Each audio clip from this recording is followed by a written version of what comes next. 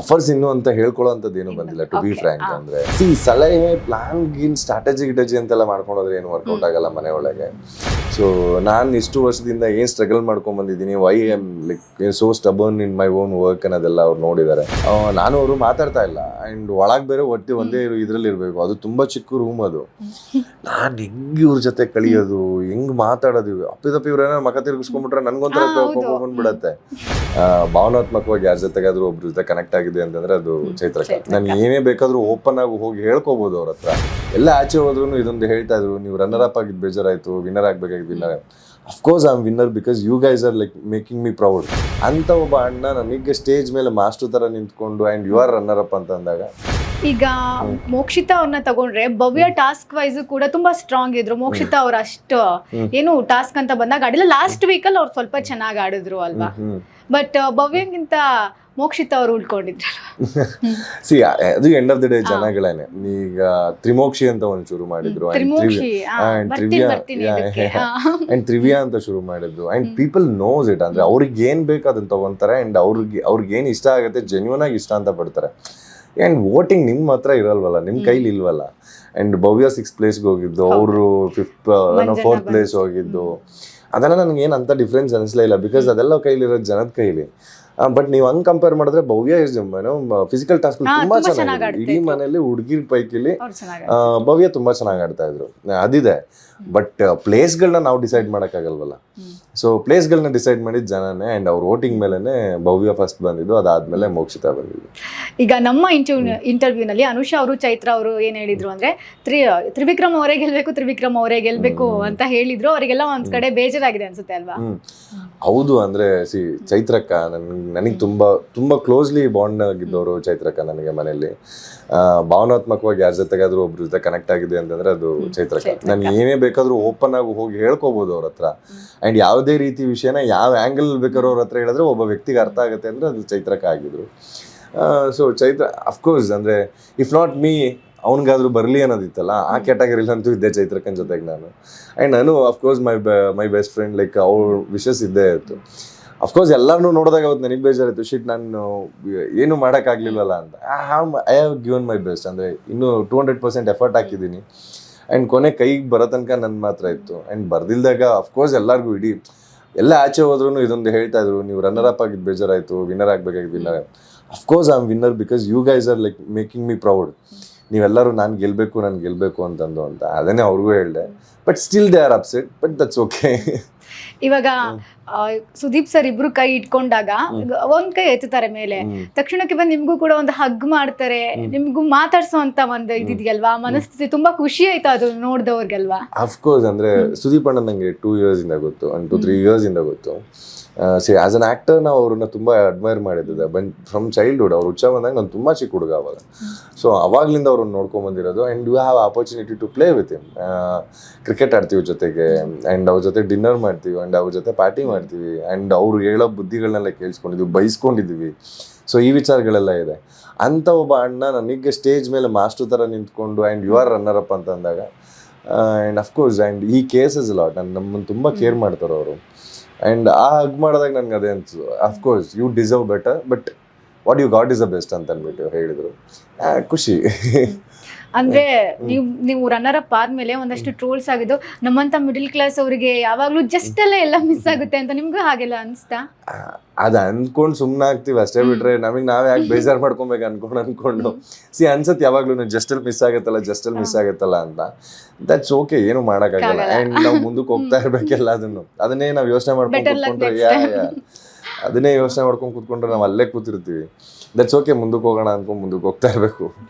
Okay, ಈಗ Bigg boss ಮನೆಯಲ್ಲಿ ಯಾರು ನಿಮ್ ಪ್ರಕಾರ ಫೇಕ್ ಅಂತ ಯಾರಾದ್ರೂ ಇದ್ರೆ ಯಾರು? ಅಲ್ಲಿ ಯಾರು ಫೇಕ್ ಅಂತ ಅನ್ಸಿಲ್ಲ. ಓಕೆ, ಆಚೆ ಬಂದಾಗ ಒಂದಷ್ಟು ಬೆಳವಣಿಗೆಗಳನ್ನ ಗಮನಿಸಿರ್ತೀರಾ. ಸುದೀಪ್ ಸರ್ ಲಾಸ್ಟ್ ಅಂತ ಬೇರೆ ಅನೌನ್ಸ್ ಮಾಡಿದ್ರೆ, ಅದನ್ನ ಕೇಳಿ ಏನ್ ಅನ್ನಿಸ್ತು? ಲಾಸ್ಟ್ ಅಂತ ಅಂದ್ರೆ ಲಾಸ್ಟ್ ಬಿಗ್ ಬಾಸ್ ಸೀಸನ್ ಅವ್ರದ್ದು. ಸಾರಿ, ಅಂದ್ರೆ ಅವ್ರದ್ದು ಸುದೀಪ್ ಅಣ್ಣನ್ ಲಾಸ್ಟ್ ಅಂತಂದಾಗ ಐ ಆಮ್ ಪ್ರೌಡ್ ದಟ್ ಅವ್ರು ಲಾಸ್ಟ್ ಸೀಸನಲ್ಲಿ ನಾನಿದ್ದೀನಿ ಅಂತ. ಆ್ಯಂಡ್ ಟಿಲ್ ದಟ್ 120 ಡೇಸ್ವರೆಗೂ ನಾನು ಬಂದಿದ್ದೀನಿ. ಆ್ಯಂಡ್ ಒಳಗಿದ್ದಂಥ 17 ಏನೋ ಸ್ಟ್ರೈಟ್ ಕಂಟೆಸ್ಟೆಂಟ್ಸ್ಗಳ ಮಧ್ಯೆ ಒಬ್ಬ ಕಂಟೆಸ್ಟೆಂಟ್ 120 ಡೇಸ್ ಕೊನೆ ಮೂಮೆಂಟ್ವರೆಗೂ ಕಂಪ್ಲೀಟ್ ಮಾಡಿದ್ದೀನಿ. ಇದಕ್ಕಿಂತ ಪ್ರೌಡ್ ಮೂಮೆಂಟ್ ಇನ್ನೇನು ಬೇಕಾಗಿಲ್ಲ. ಆ್ಯಂಡ್ ಅವ್ರ ಕೈಯಲ್ಲಿ ನನ್ನ ಕೈ ಇತ್ತು. And those are all the moments, cherishing moments. It's a moment ನನಗೆ. ಅದು ಒಂಥರ ಅವ್ರು ಅನೌನ್ಸ್ ಮಾಡಿ ಅವ್ರ ತಂದೆನೆಲ್ಲ ಮುಂದೆ ಕೂರಿಸ್ಕೊಂಡು ಅವ್ರು ಅನೌನ್ಸ್ ಮಾಡಬೇಕಾದ್ರೆ ಐ ಆಮ್ ಹ್ಯಾಪಿ ದಟ್ ಅಂದರೆ ಇದೊಂದು ಪಾರ್ಟಲ್ಲಿ ಅವ್ರ ಲೈಫ್ನ ಒಂದು ದೊಡ್ಡ ಭಾಗದಲ್ಲಿ ನಾವು ಇದ್ದೀವಿ ಅನ್ನೋದು ಹ್ಯಾಪಿ. ಇವಾಗ ಅವ್ರು ಬಿಟ್ರೆ ಇನ್ಯಾರು ಆ ಸ್ಥಾನನ ತುಂಬಬಹುದು ಅಂತ? No idea at all. No idea at all. Because ಈಗ ಬಿಗ್ ಬಾಸ್ ಒಂದು ತೂಕ ಆಯಿತು ಅಂತಂದ್ರೆ ಸುದೀಪಣ್ಣ ಒಂದು ತಿಕ್ಕ ಅಂತ ಬರ್ತಾರೆ. ಸೊ ಈಗ ಇದನ್ನ ಹೆಂಗ್ ಬ್ಯಾಲೆನ್ಸ್ ಮಾಡ್ತಾರೆ? ಇಫ್ ಇನ್ ಕೇಸ್ ಸುದೀಪಣ್ಣನ ಕಡೆಯಿಂದ ಏನಾದ್ರು ತಪ್ಪಾಗಿತ್ತು, ಆ ಕಡೆ ಈ ಕಡೆ ಏನಾದ್ರು ಚೂರುಪಾರು ಆ ಕಡೆ ಇತ್ತು ಅಂತಂದ್ರೆ ಇಲ್ಲ ಇವ್ರು ಈ ಪ್ಲೇಸ್ನ ತುಂಬೋದು ಅಂತ ಅನ್ಸುತ್ತೆ. The man with like everything is perfect and is a perfectionist ಅನ್ನೋ ಥರ ಇದ್ದಾರೆ. ಆ್ಯಂಡ್ ಎಲ್ಲೂ ಒಂದು ಲೂಪ್ ಹೋಲ್ಸ್ ಇಲ್ಲ ಒಂದು ಶೋ ನಡೆಸ್ಕೊಡೋದ್ರಲ್ಲಿ. ಸೊ ಇದನ್ನ ರೀಪ್ಲೇಸ್ ಮಾಡು ಅಂತಂದ್ರೆ ಹೆಂಗ್ ರೀಪ್ಲೇಸ್ ಮಾಡೋದು? ಸೊ ಒಂದು ಪ್ರೆಸ್ ಮೀಟ್ ಅಲ್ಲಿ ಲಾಸ್ಟಿಗೆ ಒಂದು ಪ್ರೆಸ್ ಮೀಟ್ ಮಾಡಿದ್ರಲ್ಲ ನೀವು 3 ಜನ ಕೂತ್ಕೊಂಡು, ರಜತ್ ಅವರು, ನೀವು, ಹನುಮಂತ್ ಅವರು.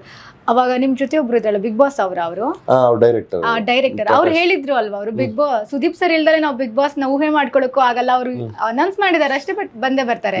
ಅದು ಅವ್ರಿಗೆ ಬಿಟ್ಟಿದ್ದು. ಅಂದ್ರೆ ಪ್ರಕಾಶ್ ಸರ್ ಅವ್ರು ಡೈರೆಕ್ಟರ್, ಬಿಗ್ ಬಾಸ್ ಇದನ್ನ ಡೈರೆಕ್ಟ್ ಮಾಡಿದ್ದಂಥವ್ರು ಅವರು. ಈಗ ಅವ್ರದ್ದೇನೇನು ಕಮ್ಯುನಿಕೇಶನ್ಸ್ ಇರುತ್ತೋ ಅವ್ರದ್ದೇನು ಇದಿರುತ್ತೋ ಗೊತ್ತಿಲ್ಲ. ಸೊ ಅವ್ರು ನೋಡ್ಕೊಂಡು ಮಾಡ್ತಾರೆ. ಬಟ್ ಸುದೀಪ್ ಸರ್ ಇದ್ರೇನೆ ಚಂದ ಅಲ್ವಾ ಬಿಗ್ ಬಾಸ್? ಡೆಫಿನೆಟ್ಲಿ. ನೀವು ಒಂಥರ ದೇವ್ರಿಲ್ದಲ್ಲೇ ದೇವಸ್ಥಾನಕ್ಕೆ ಹೋಗಕ್ಕಾಗತ್ತಾ ಅನ್ನೋ ಥರ ಅದು. ಸುದೀಪ್ ಅಣ್ಣ ಅವ್ರದೇ ಆದಂಥ ಒಂದು ತೂಕ ಇದೆ. ಈಗ ಬಿಗ್ ಬಾಸ್ ಮನೆಯಿಂದ ಬಂದ್ಮೇಲೆ ಫ್ರೆಂಡ್ಶಿಪ್ ಎಲ್ಲ ಹೇಗಿದೆ? ಎಲ್ಲಾರ್ದು ಚೆನ್ನಾಗಿದೆ. And I spoke with every one. ಅಂದರೆ ಎಲ್ಲರಿಗೂ ಕಾಲ್ ಮಾಡಿದ್ವಿ, ಮಾತಾಡಿದ್ವಿ. ತುಂಬಾ ಚೆನ್ನಾಗಿತ್ತು. And it is too good. ಮತ್ತೆ ಅದೇ ಇದೇನಿತ್ತು ಮನೇಲಿ ಆಚೆನೂ ಬಂದಾಗ ಅದನ್ನೇ ಕಂಟಿನ್ಯೂ ಮಾಡಿದ್ವಿ ಅಂತ. ಎಲ್ಲರೂ ಸಿಕ್ಕಿದ್ವಿ, ಎಲ್ಲರೂ ಮಾತಾಡಿದ್ವಿ. ಆಗಾಗ ಒಂದು ಚಿಕ್ಕ ಪಾರ್ಟಿ ಆಯಿತು, ದೇವಸ್ಥಾನಗಳಾಯಿತು. It is nice. ಓಕೆ, ಏನ ಬಿಗ್ ಬಾಸ್ ಇಂದ ಬಂದ್ಮೇಲೆ ಎಷ್ಟು ಆಫರ್ಸ್ ಬಂದಿದೆ ಅಂತ? ಆಫರ್ಸ್ ಇನ್ನೂ ಅಂತ ಹೇಳ್ಕೊಳ್ಳೋ ಅಂಥದ್ದು ಏನೂ ಬಂದಿಲ್ಲ, ಟು ಬಿ ಫ್ರ್ಯಾಂಕ್. ಅಂದರೆ ಇನ್ನೂ ಎಲ್ಲ ಇಂಟರ್ವ್ಯೂಸ್ ಅದು ಇದು ಅಂತಲೇ ಇದೆ. ಆ್ಯಂಡ್ ಈವೆಂಟ್ಸ್ಗಳು ಯಾವುದೂ ಅಂಥದ್ದು ಬಂದಿಲ್ಲ. ಆ್ಯಂಡ್ ಫ್ರ್ಯಾಂಕಾಗಿ ಹೇಳಬೇಕು ಅಂತಂದರೆ ಇನ್ನೂ ಬರಬೇಕು. ಈಗ ಫ್ರೀ ಆಗ್ತೀವಿ, ಈಗ ಒಂದು ಸಿನಿಮಾನೋ, ಈಗ ಕತೆ ಕೇಳೋದಕ್ಕೆ ಒಂದು ಫ್ರೆಶ್ ಥಾಟ್ಸ್ ಆಗಲಿ, ಮೈಂಡ್ ಆಗಲಿ ಇದೆ. ಇಲ್ಲಿವರೆಗೂ ನೀವು ಟ್ರಸ್ಟ್ ಮೀ, ಒಂದು 120 ದಿನ ಒಳಗಿದ್ದು ಬಂದಮೇಲೆ ಮಿನಿಮಮ್ ನಂಗೆ ಒಂದು 10 ದಿಂದ 15 ದಿನ ಬೇಕಾಗಿತ್ತು. ಹೊರಗಡೆ ಏನು ನಡೀತಾ ಇದೆ. ಆ್ಯಂಡ್ 4 ತಿಂಗಳು ಹಿಂದೆ ಬೇರೆ ಇದೀವಿ ನಾವು. 4 ತಿಂಗಳದ್ದು ಏನು ಆಚೆ ಕಡೆ ವಿಚಾರಗಳೇ ಗೊತ್ತಿಲ್ಲ ನಮಗೆ. ಸೊ ಅದನ್ನೆಲ್ಲ ಒಂದಷ್ಟು ತಿಳ್ಕೋಬೇಕು ಅಂತ ಅಷ್ಟೇ. ನೆಕ್ಸ್ಟ್ ಬಿಗ್ ಬಾಸ್ ಹೋಗೋರ್ಗೆ ನಿಮ್ಮಿಂದ ಏನಾದರೂ ಒಂದು ಸಲಹೆ? ಸಲಹೆ, ಪ್ಲಾನ್ ಗೀನ್ ಸ್ಟ್ರಾಟಜಿ ಗಿಟಜಿ ಅಂತೆಲ್ಲ ಮಾಡ್ಕೊಂಡೋದ್ರೆ ಏನು ವರ್ಕೌಟ್ ಆಗಲ್ಲ ಮನೆ ಒಳಗೆ. And B fit, B consistent. And ನೀವೇನು ಮಾಡಬೇಕು ಅಂತ ಹೋಗಿದ್ರೆ ಅನ್ನೋದ್ರ ಬಗ್ಗೆ ಕ್ಲಾರಿಟಿ ಇರಲಿ. ಆ್ಯಂಡ್ ನಿಮ್ಗೇನು ಮನೆಯಿಂದ ತೊಗೊಂಬರ್ಬೇಕು ಅನ್ನೋದ್ರ ಬಗ್ಗೆ ಕ್ಲಾರಿಟಿ ಇರಲಿ.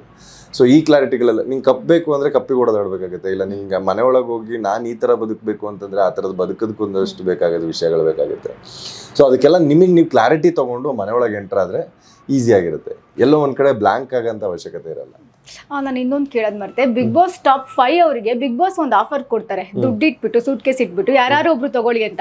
ಬಟ್ ಅಲ್ಲಿ ಎಲ್ಲರೂ ಕೂಡ ಇಲ್ಲ ನಮಗೆ ಕಪ್ ಬೇಕು ಅಂತಾನೆ ಅಂತಾರೆ. ಅದ್ರಲ್ಲಿ 20 ಲಕ್ಷ ಏನೋ ಅಂತ ನಾನು ಕೇಳ್ಪಟ್ಟೆ. ಸೊ ಅಲ್ಲಿ ಅನ್ಸ್ಲಿಲ್ವಾ ಅದು ನಾನು ತಗೊಂಡು ಹೋಗ್ಬಿಡೋಣ ಅಂತ ಏನು ಅನ್ಸ್ಲಿಲ್ವಾ? ನಾನು ಎವ್ರಿ ವೀಕ್ ಏನಾದ್ರು ನಾಮಿನೇಟ್ ಆದ್ವಿ ಅಂತಂದ್ರೆ ಎವ್ರಿ ವೀಕ್ ಜನ ಉಳಿಸ್ತಾರೆ ಅಂತ ಹೇಳ್ತಿದ್ದಿದ್ದು ಜನ ನಾವು. ಇವತ್ತು ಆಲ್ ಆಫ್ ಎ ಸಡನ್ ಒಂದು ದುಡ್ಡಿನ ವಿಷಯ ಬರುತ್ತೆ ಮುಂದೆ. ಆ್ಯಂಡ್ ದುಡ್ಡು ಎತ್ಕೊಂಡು ಹೋಗ್ಬಿಡಿ ಮತ್ತೆ ನೀವು ಸ್ಟೇಜಿಗೂ ಬರಂಗಿಲ್ಲ ಅಂತಾರೆ. And you lose the connection with people. Come on, ನಾವು ಕಷ್ಟಪಟ್ಟು ಕಷ್ಟಪಟ್ಟು ಮಾಡಿರೋದೇ ಜನಕ್ಕೋಸ್ಕರ. And being an artist and we know it how hard it is to carry our self till the last. But ಅವ್ರು ದುಡ್ಡು ಕೊಟ್ಟು ತೊಗೊಂಡೋಗಿ it is not a small amount for us, but ದೊಡ್ಡ ಅಮೌಂಟೇನೆ. ಬಟ್ ನಮ್ಗೆ ಅದೆಲ್ಲದಕ್ಕಿಂತ ಜಾಸ್ತಿ ದೊಡ್ಡದು ಆಚೆ ಇತ್ತು ಜನಗಳ ಪ್ರೀತಿ. So they gave us. ಈಗ ಕೆಲಸದ ಮುಖಾಂತರ ದುಡ್ಡೇನು ಬರುತ್ತೆ, ವಾಪಸ್ ಬರುತ್ತೆ. ದುಡ್ಡು ಇವತ್ತಲ್ಲ ನಾಳೆ. ಬಟ್ ಆ ಸ್ಟೇಜ್ ಮೇಲೆ ನಾವೇನು ಈಗ ಬದುಕಿದ್ವಲ್ಲ, ಆ ಮನೇಲಿ ನಾವೇನು ಬದುಕಿದ್ವಿ ಅಲ್ಲ, ಆ ಸ್ಟೇಜಲ್ಲಿ ಪ್ರೂವ್ ಆಯ್ತು ಅಷ್ಟೇ. ಆ್ಯಂಡ್ ಎವ್ರಿ ಒನ್ ಲೈಕ್ ಎಲ್ಲರೂ ತುಂಬಾ ಸ್ಟ್ರಾಂಗ್ ಆಗಿ ನಿಂತ್ಕೊಂಡು ನಂಗೆ ಅದ್ರ ಬಗ್ಗೆ ಖುಷಿ ಇದೆ. ಓಕೆ, ಈಗ ನೀವು ಬಿಗ್ ಬಾಸ್ ಮನೇಲಿ ಇರ್ಬೇಕು ಅಂತ ನೀವು ಒಳಗಡೆ ಒಂಥರ ಹೋರಾಡ್ತಾ ಇದ್ರೆ, ಆಚೆ ಇನ್ನೊಂದ್ ತರಾನೇ ಆಗ್ತಿತ್ತು. ನಿಮ್ಮ ಒಂದು ಟೀಮ್ ವರ್ಕ್ ಕೂಡ ತುಂಬಾ ಸ್ಟ್ರಾಂಗ್ ಆಗಿ ನಿಂತ್ಕೊಂಡು ನಿಮ್ ಹಿಂದೆ ಒಂದು ಇನ್ಸ್ಟಾ ಆಗಿರಬಹುದು, ಕೆಲವೊಂದಷ್ಟು ಸೋಷಿಯಲ್ ಮೀಡಿಯಾ ಆಗಿರಬಹುದು, ಕ್ಯಾಂಪೇನ್ ಆಗಿರಬಹುದು, ಒಂದಷ್ಟು ಮಾಡ್ತಾ ಇದ್ರಲ್ವಾ ನಿಮ್ಮ ಉಳಿವಿಗಾಗಿ. ಅವ್ರ ಬಗ್ಗೆ ಹೇಳೋದಾದ್ರೆ ಡೆಫಿನೆಟ್ಲಿ ಇವತ್ತಿನ ಇದಕ್ಕೆ ಟ್ರೆಂಡಿಗೆ ಸೋಷಿಯಲ್ ಮೀಡಿಯಾ ಅನ್ನೋದು it is a new thing. ಅಂದರೆ ಹೊಸ ಪ್ರಪಂಚ ಅದು. ಅಲ್ಲಿ ಪ್ರತಿಯೊಂದು ವಿಷಯನೂ ನಮಗೆ ಅಲ್ಲೇ ಗೊತ್ತಾಗೋದು, ಪ್ರತಿಯೊಂದು ವಿಷಯನೂ ನಮ್ಗೆ ಅಲ್ಲೇ ತಿಳಿಯೋದು, ನಾವು ಏನು ತಪ್ಪು ಮಾಡಿದ್ದೀವಿ, ಏನು ಸರಿ ಮಾಡಿದ್ವಿ ಇನ್ಸ್ಟೆಂಟಾಗಿ ಗೊತ್ತಾಗ್ತಾ ಹೋಗುತ್ತೆ. ಆ್ಯಂಡ್ ನನ್ನ ಟೀಮ್ ಬಗ್ಗೆ ಹೇಳಬೇಕು ಅಂತಂದ್ರೆ it is not a team and this is family. ನನಗೆ ಎಸ್ಪೆಷಲಿ ಏನು ನನ್ನ ಫ್ರೆಂಡ್ ಸರ್ಕಲ್ ಅಂತ ಇದ್ದಾರೆ, ಈಗೇನು ಇದನ್ನೆಲ್ಲ ವರ್ಕ್ ಮಾಡಿದ್ದಾರೆ, ಈಗ ಡಿಸೈನರ್ ವರ್ಷಿಣಿ ಅವರಾಗಿರ್ಬೋದು, PRO ನಮ್ಮ ನಯನ್ ಅವರಾಗಿರ್ಬೋದು, ಕಾರ್ತಿಕ್, ಕರಣ್, ಸೊ ಸತೀಶ್ ಅಂತ, ನಿಖಿಲ್ ಅಂತ, ಆ್ಯಂಡ್ ಊರಲ್ಲಿ ನನ್ನ ಫ್ರೆಂಡ್ಸ್ಗಳು ಕೃಷ್ಣ, ನಮ್ಮ Karne, Deepu, so many people ಅಂದರೆ ಹೊರಗಡೆ ಇಲ್ಲಿ ಜಯನಗರ್ ನಮ್ಮ ಬಾಯ್ಸ್ ಎಲ್ಲ. Why? Because they know my struggle. So ನಾನು ಇಷ್ಟು ವರ್ಷದಿಂದ ಏನು ಸ್ಟ್ರಗಲ್ ಮಾಡ್ಕೊಂಡ್ಬಂದಿದ್ದೀನಿ, why am like so stubborn in my own work ಅನ್ನೋದೆಲ್ಲ ಅವ್ರು ನೋಡಿದ್ದಾರೆ. ಎಲ್ಲರಿಗೂ ಇದ್ದಿದ್ದು ಅದೇನೆ. ಆ್ಯಂಡ್ ಇಂಡಸ್ಟ್ರಿ ಫ್ರೆಂಡ್ಸ್ ನಮ್ಮಲ್ಲಿ ಏನಕ್ಕೆ ಎಲ್ಲ ಅದು ಸಪೋರ್ಟ್ ಮಾಡಿದ್ರು ಅಂತಂದರೆ, ಈವನ್ ನಾವೆಲ್ಲ ಜೊತೆಗೆ ಒಬ್ಬ ಗೆದ್ದು ಬಂದ ಅಂತಂದರೆ ಒಂದು ಟೀಮ್ ಗೆಲ್ಲುತ್ತೆ ಅನ್ನೋದು ಎಲ್ಲರಿಗೂ ಗೊತ್ತಿತ್ತು. ಸೊ ಅದಕ್ಕೋಸ್ಕರ ಒಬ್ಬ ಗೆಲ್ಲಿ ಅಂತ ಎಲ್ಲರೂ ವರ್ಕ್ ಮಾಡಿದ್ರು. I am so much happy. ಅಂದರೆ ಆಚೆ ಬಂದಿದ ತಕ್ಷಣ ಫ್ರೆಂಡ್ಸ್ ಮುಖದಲ್ಲಿ ಖುಷಿ ನೋಡೋದಲ್ಲ. So I have done something ಅನ್ನೋದಿತ್ತು. ಆಚೆ ಬಂದಿದ ತಕ್ಷಣ ಒಂದು ಸ್ಮಾಲ್ ಸೆಲೆಬ್ರೇಷನ್, ಸ್ಮಾಲ್ ಸೆಲೆಬ್ರೇಷನ್ ಆಯಿತು ಆ್ಯಂಡ್ ತುಂಬ ಚೆನ್ನಾಗಾಯಿತು. ಆ್ಯಂಡ್ ಎಕ್ಸ್ಪ್ರೆಷನ್ ಏನೇ ಕ್ಲೋಸ್ ಫ್ರೆಂಡ್ಸ್ ಆಗಿದ್ರು ಅದೊಂದು ಕ್ಲೋಸ್ ಬಾಂಡಿಂಗಲ್ಲಿ ಎಲ್ಲರೂ ಎಕ್ಸ್ಪ್ಲೈನ್ ಮಾಡಿದ್ರು ನೀನು ಹೆಂಗೆ ಆಡಿದೆ ಏನು ಅಂತ. ತುಂಬ ಚೆನ್ನಾಗಿತ್ತು. ಇನ್ನೊಂದು ಪ್ರಶ್ನೆ ಕೇಳೋದು ಮತ್ತೆ, ಹೇಗಿತ್ತು ಚೈತ್ರಕ್ಕನ ಜೊತೆ ಕಳಪೆ? See that is accidental. ಓಕೆನಾ? ಆ್ಯಕ್ಚುಲಿ ನಾನು ಆ ವೀಕ್ ಕಳಪೆ ನನಗೆ ಬರುತ್ತೆ ಅಂತ ನಂಗೆ ಎಕ್ಸ್ಪೆಕ್ಟ್ ಮಾಡಿದ್ದೆ. ಬಿಕಾಸ್ ಆ ವೀಕಲ್ಲಿ ನಾನು ಏನು ಗೇಮೇ ಆಡಿರಲಿಲ್ಲ. ಆ್ಯಂಡ್ ಒಂದು ಸ್ವಲ್ಪ ಡೌನ್ ಆಗಿದೆ ಕೂಡ. ನನಗೆ ಬರುತ್ತೆ ಅಂತ ಟೋಟಲಿ ಎಕ್ಸ್ಪೆಕ್ಟೆಡ್. ಅನ್ಎಕ್ಸ್ಪೆಕ್ಟೆಡ್ ಈಸ್ ಅಕ್ಕಂಗೂ ಬಂದಿದ್ದು. ನಾನು ಅವರು ಮಾತಾಡ್ತಾ ಇಲ್ಲ ಆ್ಯಂಡ್ ಒಳಗೆ ಬೇರೆ ಒಂದೇ ಇದರಲ್ಲಿ ಇರಬೇಕು. ಅದು ತುಂಬ ಚಿಕ್ಕ ರೂಮ್ ಅದು. ನಾನು ಹೆಂಗೆ ಇವ್ರ ಜೊತೆ ಕಳಿಯೋದು, ಹೆಂಗೆ ಮಾತಾಡೋದು, ಅಪ್ಪಿದಪ್ಪಿ ಇವ್ರೇನೋ ಮಕ ತಿರುಗಿಸ್ಕೊಂಡ್ಬಿಟ್ರೆ ನನಗೊಂಥರ ಕೋಪ ಬಂದ್ಬಿಡತ್ತೆ. ಸಂಭವ ಅನ್ನೋದ ವೇ ಲೈಕ್ ನನಗೂ ಬೇಜಾರಾಗಿತ್ತು, ಅವ್ರಿಗೂ ಬೇಜಾರಾಗಿತ್ತು, ಎಲ್ಲೋ ಒಂದು ಕಡೆ ಕನೆಕ್ಟ್ ಆದ್ವಿ. ಆ್ಯಂಡ್ ಲೈಕ್ ನಾನು ಎಷ್ಟೋ ಸತಿ ಸಾರಿ ಕೇಳಬೇಕು ಅಂತ ಅಂದ್ಕೊಂಡಿದ್ದೆ, ತುಂಬ ಸತಿ ಕೇಳಬೇಕು ಅಂದ್ಕೊಂಡಿದ್ದೆ. ಆ್ಯಂಡ್ ಆ ಜಾಗ ನನಗೆ ಸಾರಿ ಕೇಳಂಗೆ ಮಾಡಿತು. ಆ್ಯಂಡ್ ಅದು ಆ ಇನ್ಸಿಡೆಂಟ್ ಆದಮೇಲೆ ಅಂದರೆ ಕಳಪೆಯಿಂದ ನಾವು ಹೊರಗಡೆ ಬಂದಮೇಲೆ ಯಾವತ್ತೂ ಮತ್ತೆ ಜಗಳನೇ ಆಗಲಿಲ್ಲ. And we were good. ತುಂಬಾ ಚೆನ್ನಾಗಿದ್ವಿ.